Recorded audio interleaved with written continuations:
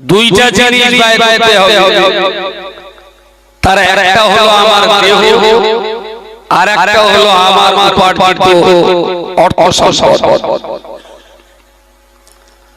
এতটা কথা বলার পর এবার আল্লাহ বললেন, যালিকুম খায়রুল লাকুম ইন কুনতুম তা'লামুন। এই কথাগুলো তোমাদের জন্য খুব ভালো হবে যদি তোমরা বুঝদার হও। আল্লাহ এতটা কথা বলার পর এবার বান্দা বিবেকে চাবুক মেরে বললেন, বান্দা এই ভালো কথাগুলো তোমাদের জন্য খুবই ভালো হবে ইন কুনতুম তা'লামুন, যদি তোমরা বুঝদার হও, যদি তোমরা বুঝে থাকো। শেষের এই কথাটা আগে ওই গালে হাতে বসে ভাবি ভুলে গেছে, এত গালে হাত দিয়ে রাম করে যদি থাকে তেমনি তো আমার দয়া। যে কদিন বাঁচিস ভাই খুশি মনে বাঁচতে মন টন খারাপ ডাল খেতে হবে আর গোশের মতন হিম্মত দিতে হবে। ডাল আর আলাদা ভাত লোকে জিজ্ঞেস করে খিদে ভাত খাইছে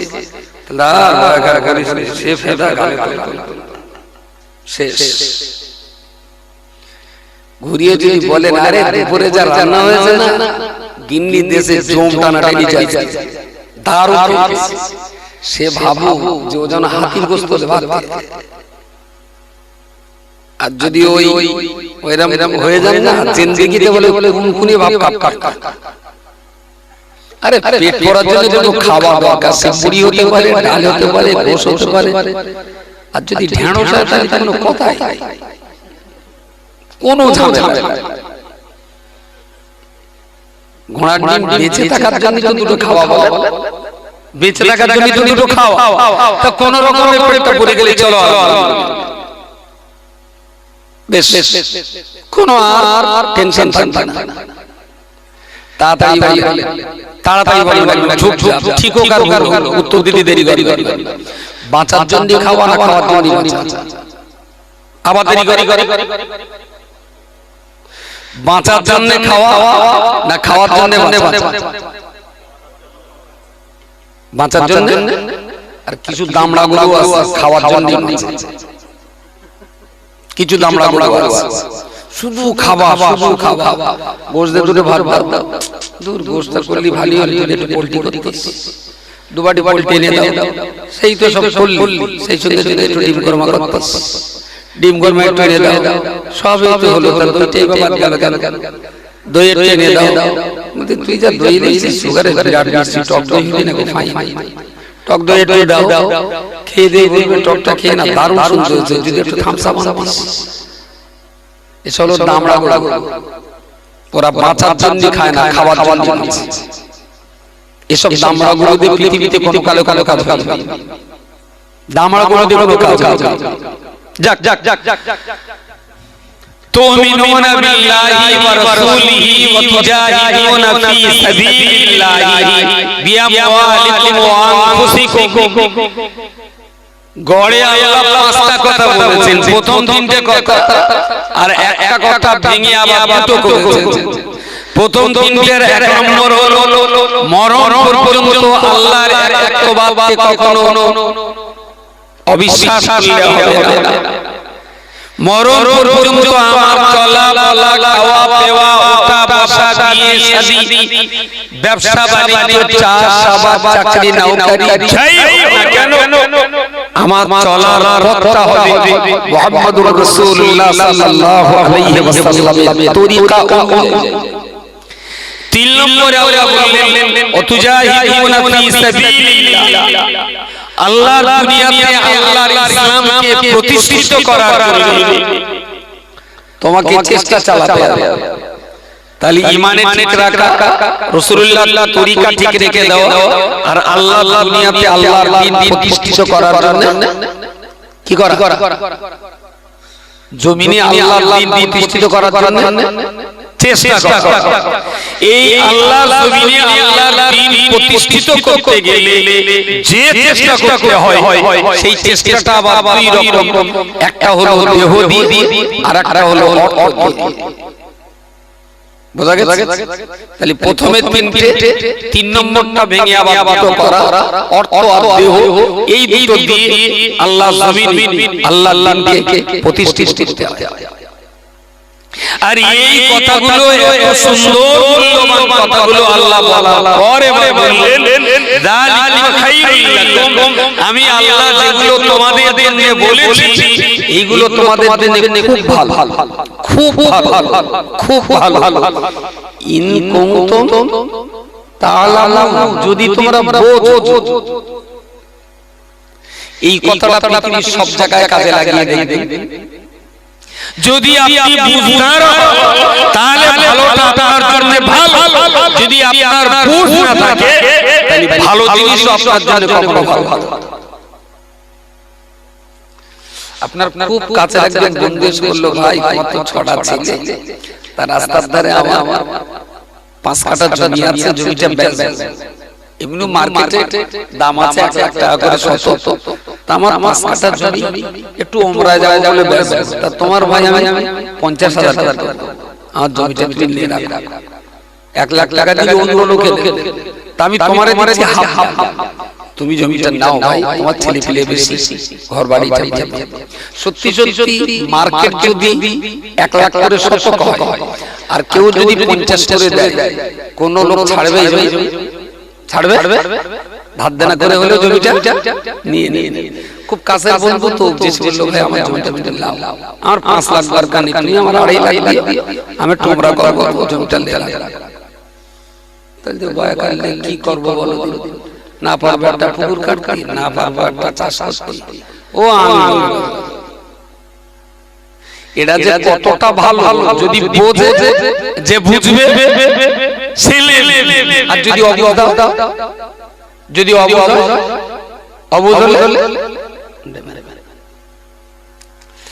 বাসে বসে আছেন, শিয়ালদায় যাবেন, ঠিক পাশে একজন চুন একটু লাগিয়ে খৈনিটা দেয়, খুব মস্তি করে ডলতেছে, আপনার ওদিকে দেখি না, তখন একটা গাঁটি হাতে দেখলেন, যা, তার মানে খৈনি টিপা ভুলে গেছে। আর ও যখন এরকম ডলে ডলে তালি দিতেছে না, এর তখন নেশা করিয়ে যাচ্ছে। উফ, যদি একটু দিত হবে না, হবে না, হবে না।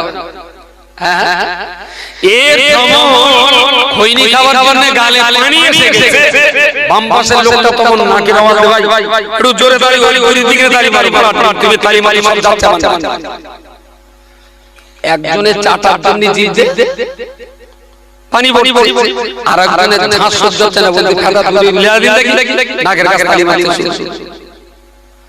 এরা দুটোই বলো মানুষ, কেউ মানার না, এও মানুষ এও মানুষ, কিন্তু এই জন্তু খৈনির মজা বোঝে, খৈনির মজা বোঝে, আরে খৈনির মজা বোঝে না। তো যে বোঝে না তার কাছে বিরাট দাম, আর যে বোঝে তার কাছে বিরাট দাম।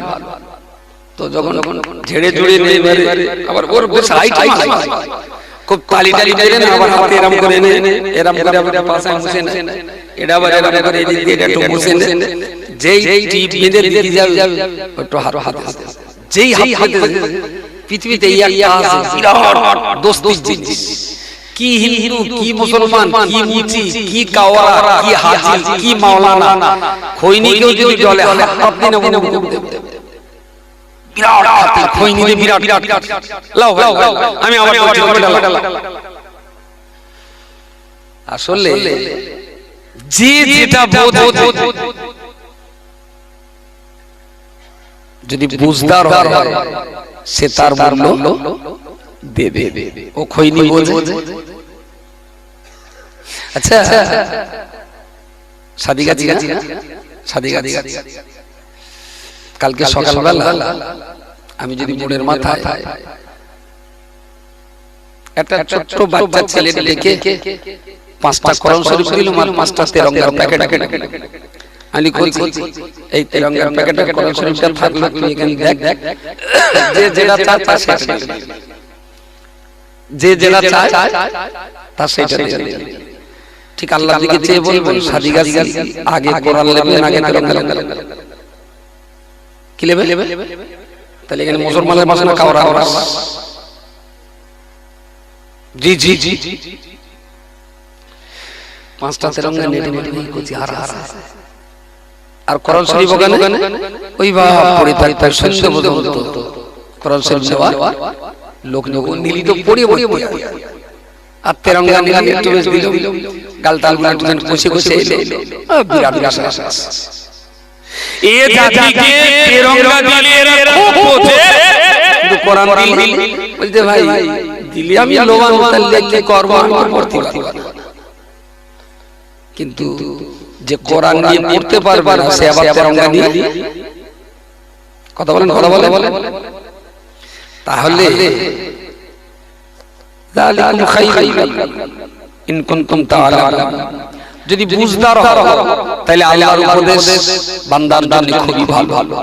তেরঙ্গার কোরআন রেখে রেখে তেরঙ্গা আগে আগে আগে আর কোরআন পরে তো পরে আসলে তো লিবি কিনা সন্দেহ আছে, কোরআন লিবি কিনা সন্দেহ আছে, তেরঙ্গা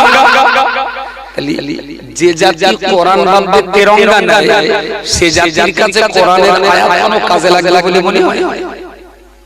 কোরআনের আয়াত হতেই পারে কখনো হবে।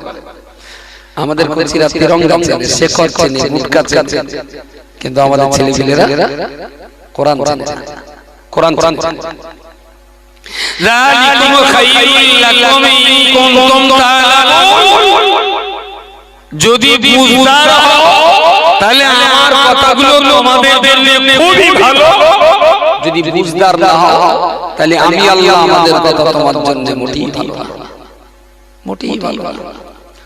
এখানে যদি 20টা টাকা দেওয়া হয় যে কোনো ছেলে নিয়ে যদি 20 টাকা একটা বাচ্চা হামাগুড়ি দেওয়া বাচ্চাকে দেওয়া হয়, কামড়ে খেমছে দলা করে টাকা কান্ডি চড়ে যাবে। বাচ্চাটা কি বোঝে টাকা টাকা বোঝে, তার টাকা দিলে সে বোঝে না টাকা, কিন্তু যে বোঝে এক চান্স নিয়ে নিয়ে। মুসলমান কি ইসলাম বোঝে?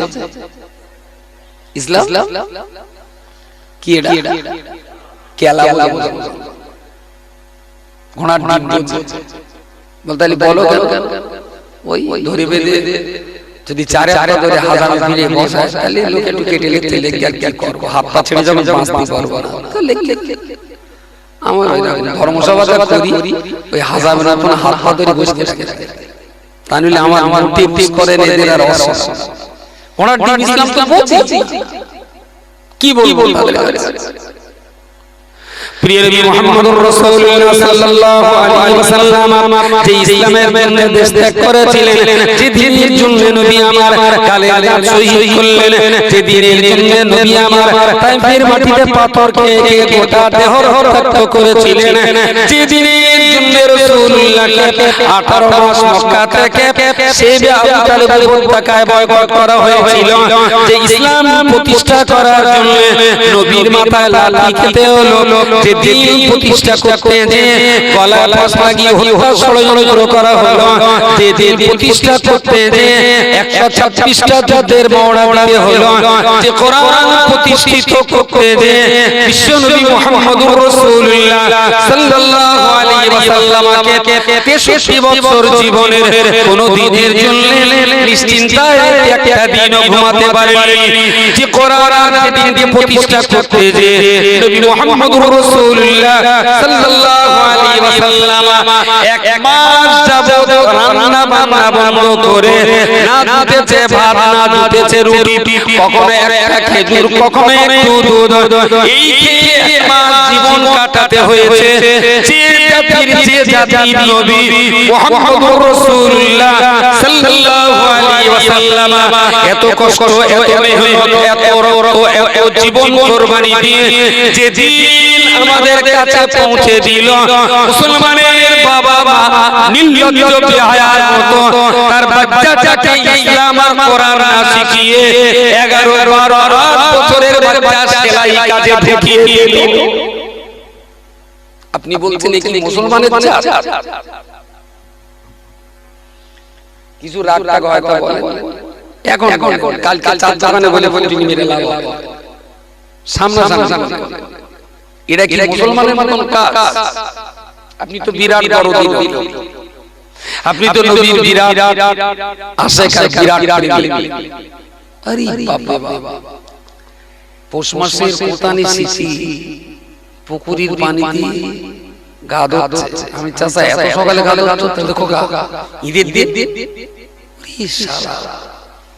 সাবান মাখলেও এরকম পাততে মাথা মাথা 1 ইঞ্চি জায়গা বাদ না, বহুত মাখা মাখা মাখা। পুকুরির পানি গেজার ঠেলায় কাতলা মাছ খালি খাচ্ছেন, সারা পাড়া লোক গোসল করতেছে, জামা কাপড় পরে আতো এখানে ওখানে পাশা হেঁটে চারিদিকে লেগে পোষায়নি, আবার 50 গ্রাম তুলে মাং করে দে চকি একটু বেশ সরমটর বাদ দিয়ে মনে হচ্ছে গুনি গাই গাই বগল দেওয়াটা নামাজের পার্টি নেই, ও মস্তি করে আস্তে আস্তে যাচ্ছে। আমি চাচা কোথায় যাও? দেখো ঈদগায় নামাজ পড়তে যাচ্ছে। মনে হয় যেন স্বয়ং জিবরাইল আসছে মহল্লা থেকে, সপ্তম আসমান থেকে নেমে এসেছে। জিজ্ঞেস করলো চাচা ঈদগায় তো যাচ্ছ, তখন তো একটা আত্মাহিয়াতুল কিসতো আছে, দূরে কাছে পড়ি যখন ইমাম সাহেব আত্মাই তো বড় বড়, তখন কি করবা হয়নি ডালটা। তাই দেখো ওই একে দায়িত্ব করে আমরা দে যা দায় সব ইমাম একতে দায়িত্ব করে দিচ্ছে, যা দায় ইমামের। এর পরে ইমামত ছেলে বেঁধে দিলে যদি ছেলে না হয় ইমামের গাড়ি করে চাপাবে, বেঁধে দিলে ছেলে হলো এটা তোমার করে দিবে।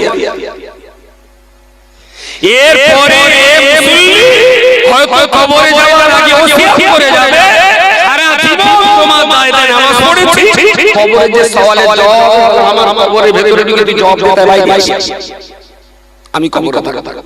মুসলমানের যা নিষ্পাপ বেগুনা মাসুম বাচ্চাগুলোকে শিক্ষার অধিকার থেকে বঞ্চিত করে, না ইসলাম ভালো ভালো পড়াশোনা করছে, না কোরআন আর না ইসলাম পড়াশোনা করছে। 6 বছর থেকে 7-8 পার হয়ে গেল, হয় গার্মেন্টসের কাজ করো, না হলে সেলাই কাজ করো, না হলে এমব্রয়ডারি করো, না হলে হ্যান্ডিক্রাফট করো, না হলে মালিবাড়ি করো, খাট খাট পড়াশোনা শেষ। নাবালকের খাটিয়ে নাবালকের রোজগারের পয়সা বাবার মা যদি দেহ ভালো থাকে, সুস্থ বাবা মার পক্ষে নাবালকের রোজগার খাওয়া কঠিন হারাম। সুদের টাকা, মদ ব্যবসায়ী টাকা, সুরের বস্তু বিক্রি করা টাকা ইসলামে যেমন হারাম, নাবালক বাচ্চাকে মেহনত করে সুস্থ বাবা মার পক্ষে ওই টাকা খাওয়া ততটাই হারাম। লজ্জা লাগে না? একটা নিষ্পাপ মাসুম বেগুনা বাচ্চা 12 বছরের লেখাপড়ার অধিকার বঞ্চিত করে খাটিয়ে তার রোজগার করছে, শরম করে না আপনি বাবা? এ তো রাক্ষসীর চেয়ে বড় বিপজ্জনক এই বাবা। অথচ বাবা এরা যখন ঈদে যাবে, এরা যখন বকরি দিয়ে গরু ঠ্যাং ঠ্যাঙে টানাটানি করবে, দেখলি মনে হবে আল্লাহ এরা যদি জান্নাতে না দেয় তা কার দেবে? এই সব জান্নাতে যাবে, কারা যাবে জান্নাতে? এরা যদি জান্নাতে না দেয়, ভেতরে একদম পুরো পুরো ঢোঁড় হয়ে গেছে। কিছু কিছু ওই পুকুরি গেছে গোসল করে দেখলেছে এই মোটা ডয়রাওয়ালা গাছটা ভেঙে পড়ে, কাঁদি না কিনা কিনে ভেঙে পড়ে, চিন্তা করে এত মোটা ডয়রাওয়ালা গাছ ঝর্ণা ঝাপটানে ভেঙে পড়ে, তা গোড়াতে কেটে দিলে দেখা গেল ডয়রাওয়ালা গাছের ভেতরে একদম গোড়া থেকে আর কাটা পর্যন্ত ভেতরটা সব লাল। কি বলে এখানে যা আছে সব ডয়রাওয়ালা গাছ, বাইরেটা ফাইন দেখছেন কিন্তু ভেতরে মেজে পোকা লেগে পুরো তালবস্যা একার নকশা। উপরে বেকার কাস্টিং করে লাভ হবে না যদি ভিতরে মেজে পোকা থাকে। সাদিকা সিগরামের যে কড়া মুসলমান আছে, যদি এক এক করে ইন্টারভিউ নেওয়া যায় 5টা কলমা কেটে কেটে জানে, হিম্মত আছে সামনে দাঁড়াবে, কড়া মুসলমান দাঁড়াবে, 100 এর ভিতরে কড়া হলো 90টা পারবে, 95টা পারে তো কিছু একটু বলে ইয়েস নো গুড ব্যাড কিছু একটা বলে কড়া বাতি করে কলমা হ্যাঁ 100 এর ভিতরে সকালবেলা তোর বলে কেলাবানি সবাই যে গ্রামের বদমগরালি বেশি করে বল ও বলেছে তো মাথাটা নিচু করে বলেছে চিন্তা না আচ্ছা আপনিও বলেন কড়া বলা কথা 100 মুসলমানের ভিতরে কত মুসলমান 5টা কলমা পড়তে পারে কোচি বলেছে 5 জন আর কেউ আচ্ছা খিচুড়ি যা রেছে কটা লোক খেতে পারবে বলে মনে হয় তাহলে এদের কাছে কলমা খেতে খিচুড়ি রেট বেশি তার জন্য যত্ন করে খায় আর ওরা যত্ন করে তা খিচুড়ি দিতে একজনের ওর মা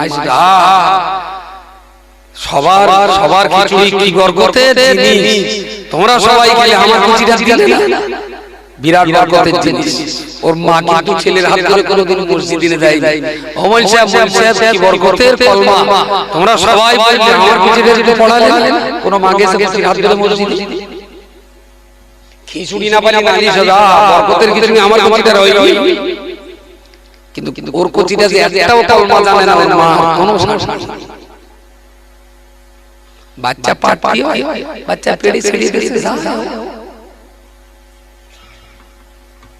ওরে বাচ্চা পাল্লি যদি বাপ হওয়া যেত তাহলে আমাদের গ্রামে একটা বিরাট বড় বাপ আছে তার নাম লাল গতবার 59টা কচিরা গ্রামের ছেলেরা গুলি বলল এর বংশধর এই বছর প্রোডাকশন হয়েছে 59 কার কথা বলছি লাল এত হিম্মত আছে অর্ধেক পাড়া পাড়ায় না মোটামুটি 59টা কোম্পানি চলেছে ও কি আল্লামা শাহ সুফি কুকুর রহমাতুল্লাহ আলাইহি আব্বা যদি 200 বাচ্চা জন্ম দেয় ওরে বাচ্চা জন্ম দিতে যোগ্যতা লাগে না একদিনও স্কুলে না যে বাচ্চার জন্ম দেওয়া যায় ওয়া কা এবিসিডি আয়াতে না পড়ে বাচ্চা জন্ম দেওয়া যায় কিন্তু বাচ্চা মানুষ করতে গেলে তো যোগ্যতা লাগে জন্মদিনে যোগ্যতা লাগে মানুষ করতে হয় কোথায় সে মানুষ করার পদ্ধতি কোথায় সে মানুষ করার প্রসিডিও কোথায় আল্লাহ একটা সম্পদ আমাকে দিয়েছেন আমি তো পৃথিবীতে চলে যাব আমার চিনে যেন পৃথিবীতে আমার নামটা বাঁচিয়ে রাখে ওগোছি শোনা একটু কোরআন পড়ো আব্বু স্কুলে যাও লেখাপড়া করো শোনা লেখাপড়া করলে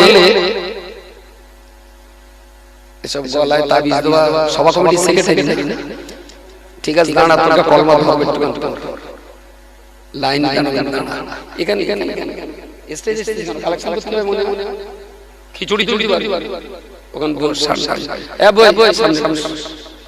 আমি খিচুড়ি তোলা মসজিদ হোক মাদ্রাসা হোক রুগী হোক মুখ দিয়ে রক্ত কালেকশন করব খিচুড়ি আর আগামী দিনে সবার খিচুড়ি বন্ধ করে দিতে হবে 10টা সূরা পড়ো তাই না সারা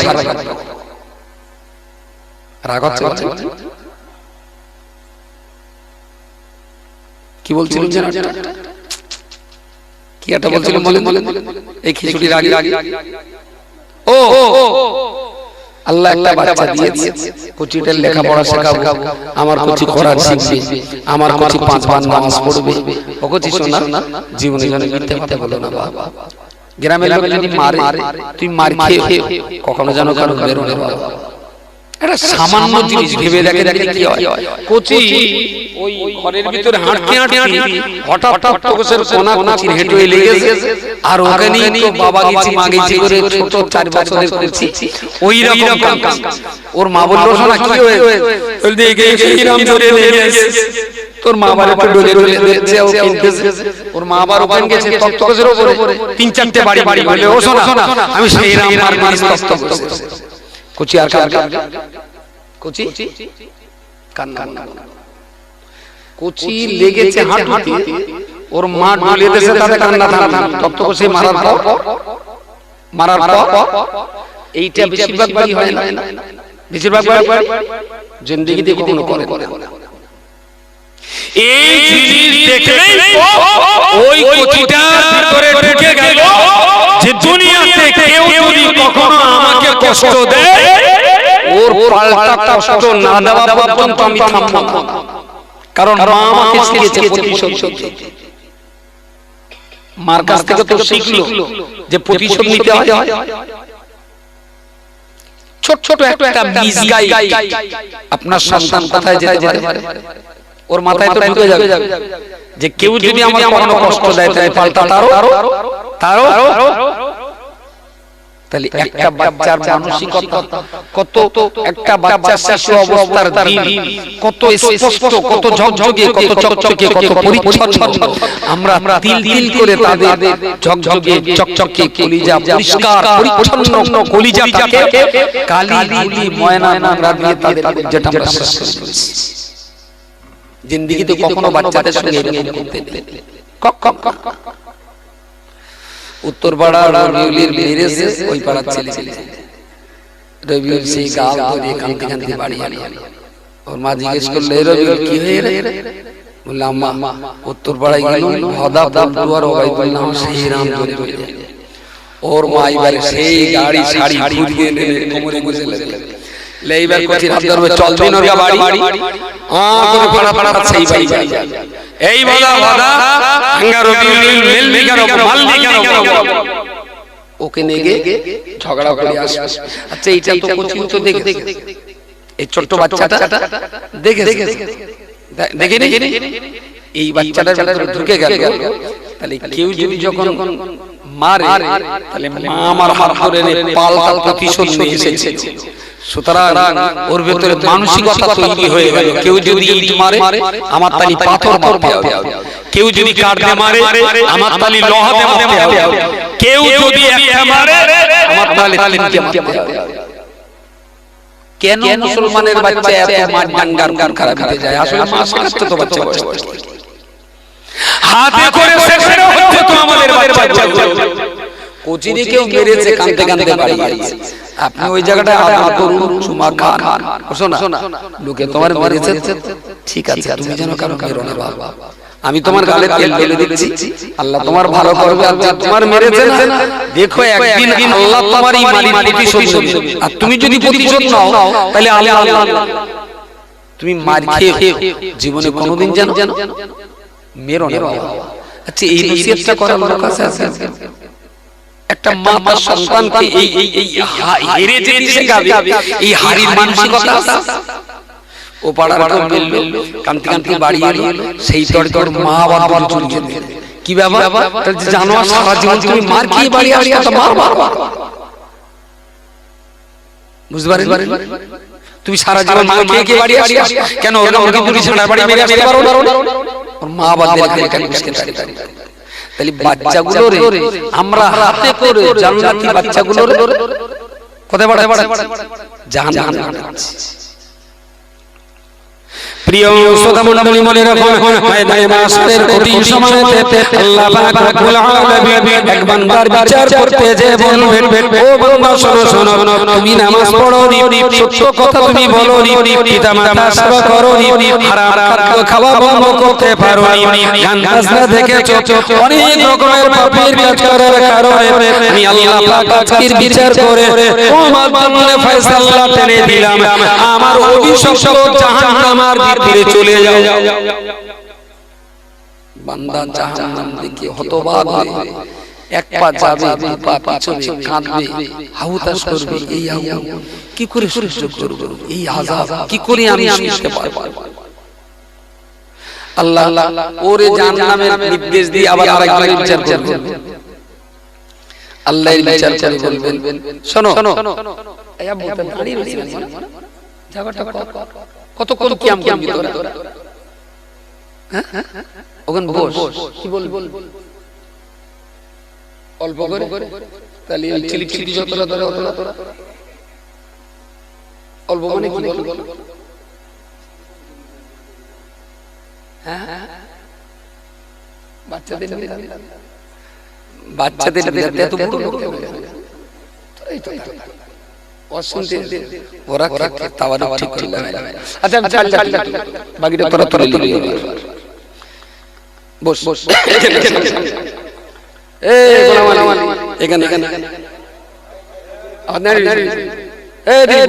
কথা বুঝিস? হ্যাঁ হ্যাঁ ঠিক আছে সামনে চাল আমি তুলে দেবো, তবে তার পানিও তুলে দেবো। কলমা কেডা কেডা জানিস ওইটা ধরে তার বাচ্চা বস বস।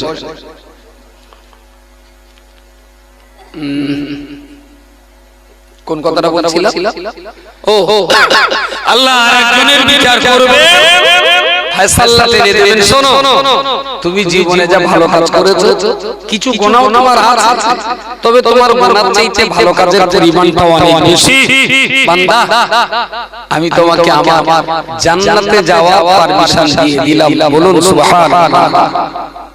সবাই বলে এই কথা সুবহানাল্লাহ যত চা দিস না, একটু সবাই মিলে বলে সুবহানাল্লাহ। যে বান্দা জান্নাতের পারমিশন পাবে, ওই বান্দা এবার ঘুরিয়ে আল্লাহকে বলবেন, আল্লাহ আপনি আমাকে জান্নাতে যাওয়ার কথা বলেছেন। আল্লাহ বলবেন হ্যাঁ। তো যে আমি একা যাব। তাহলে কেন? তোমাকে তো আমি জান্নাতের কথা বলেছি, তুমি যাও। তাহলে আমি একা যাব। আল্লাহ পাক বান্দাকে জিজ্ঞেস করবে, আমার বান্দা বলো আমি তোমার জান্নাতের অনুমোদন করে দিলাম, এরপরেও কেন তুমি আমার জান্নাতে যাবে না? একা কেন তুমি জান্নাতে যাবে না? বান্দা তখন জবাব দিয়ে বলবে, ও রব্বুল আলামিন, নামাজ পড়ার জন্য যদি আমার জান্নাত হয়, তাহলে এই নামাজ আমি একা পড়ি। আমার মা প্রতিদিন আমাকে নামাজ পড়াতে, কোরআন পড়ার জন্যই যদি আমার জান্নাতে যেতে হয়, এই কোরআন আমি পড়ি। আমার বাবা প্রতিদিন আমায় মক্তবে পাঠিয়ে দিতেন। আল্লাহ পাক রব্বুল আলামিন হালাল খাবার খাওয়ায় যদি আমার জান্নাতে যেতে হয়, তাহলে বাবা আমার হালাল রোজগার শিখিয়েছিলেন। আল্লাহ পাক রব্বুল আলামিন গান বাজনা শোনার কারণে আমায় যদি জান্নাত পাওয়া হয়, তাহলে এই গান বাজনা থেকে আমার বাবা আমাকে বাঁচাতেন। আল্লাহ পাক রব্বুল আলামিন পাপ নেশা না করার কারণে আপনি যদি আমায় জান্নাত দিয়ে থাকেন, মদ গাঁজা অনেক নেশা পৃথিবীতে ছিল, আমার বাবা আমায় মারপিট করেছিলেন বলে আমি ওই মদ গাঁজা কখনো খাইনি। রব্বুল আলামিন আমার যে কারণে আপনি আমায় জান্নাতে যাওয়ার কথা বলেছেন, আমার এই কারণ আমি তৈরি হতে পারতাম না। আমার বাপ আমার মা আমাকে তৈরি করেছে, তাই তো আমি আজ জান্নাতে যোগ্য হয়েছি। যে বাপ এবং মায়ের প্রচেষ্টার কারণে আমি আজ তোমার জান্নাতে যোগ্য হয়েছি। আমার সেই বাবার মাকে যদি আমার সঙ্গে জান্নাতে না দেন, আমি তোমার জান্নাতে যাব না। সুবহানাল্লাহ, জোরে বলে আল্লাহ। নামাজ পড়ার জন্য জান্নাত হয়, তাহলে আমার মা আমাকে নামাজ পড়া, কোরআন পড়ার জন্য যদি জান্নাত হয়, আমার বাবা আমাকে মক্তবে নিয়ে যেতে, মদ না খাওয়ার জন্য যদি আমার ভাগ্যে জান্নাত যেত, আল্লাহ আমার বাপের প্রচন্ড শাসন। একটা বিড়ি খাওয়ার কারণে তোমার আমরা মেরেছি, সেই দিন থেকে জীবনে আর নেশা করি। আল্লাহ আমার যে বাবা আমাকে জুতো পেটা করে নেশা থেকে বাঁচিয়েছিলেন, সেই বাপকে ফেলে আমি জান্নাতে যেতে পারি না। আল্লাহ আমাকে আমার সঙ্গে দিতে হবে, না দিলে আমি জান্নাতে যাব না। আল্লাহ পাকের দয়া হবে, রব্বুল আলামিন ওই বান্দাকে লক্ষ্য করে বলবেন, ও বান্দা তুমি চলে যাও, হাসরের ময়দানে খুঁজে খুঁজে তোমার বাবার মাকে তুমি খুঁজে বার করে আনো। ওই বান্দা তার বাপের আমার মায়ের নাম ধরে ধরে চিৎকার করে বলবে, আব্বাজি, হে আমার কলিজার টুকরা আম্মাজি, আম্মাজি, তোমাদের 32টি নারী ছেড়ে আমি দুনিয়াতে জন্ম নিয়েছিলাম। আজকে আমার সঙ্গে তোমার জান্নাতের পারমিশন পেয়েছি। আম্মু কোথায় রয়েছে একবার আমায় ধরা দাও।